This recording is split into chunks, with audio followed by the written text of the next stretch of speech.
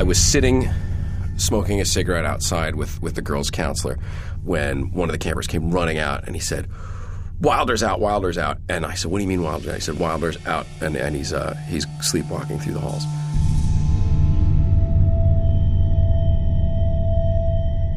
The camp nurse has now been awakened from her sleep, and she says, "Why is everybody so scared?" And I say, "Because Wilder is out." She goes, "Well, why would they be scared of Wilder?" And then at exactly that moment, there's a bang on the door behind me,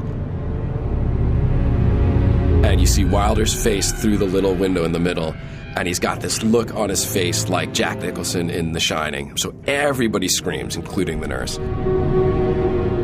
Wilder walks through the door, and he passes through, and everybody sort of stops for a second, and he walks right through the middle of the crowd without making eye contact with anybody. He just sort of ambles through. The camper that initially alerted us to Wilder's strolling then says to me, "Isn't the kitchen through the cafeteria?" And I'm like, "Yeah, the kitchen's on the other side. It's like attached to the cafeteria." And he says, "Well, aren't there like all sorts of knives and stuff in the kitchen?" So I'm like, "Oh yeah, there are tons of knives." And he's like, "Well, what if he's having a dream that he's like an axe murderer or a maniac or whatever, and then he grabs knives and kills everybody?" So now I'm like, all right, now I've got to go after this kid. So I start following him, and he kind of turns around really slowly, and then he looks over his shoulder at me with this same petrifying look, and now he starts running. What do? Do I let him run through the halls and maybe like outside into the Santa Barbara night and who knows where, or do I chase him? So I'm now chasing this kid who is sleepwalking and running through the halls of this mostly abandoned private school. And then I stop short, and I see all the way down this darkened hallway, there is a really kind of gentle glow of an emergency exit light.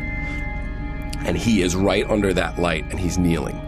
So he stays there kneeling for a while, and then he stands up, turns around, and looks straight in my direction with that same kind of weird stare. And before I can address him or anything, he actually starts running in my direction. He's running at me now. He then goes down through the boys' hall, and now he starts trying all the doors.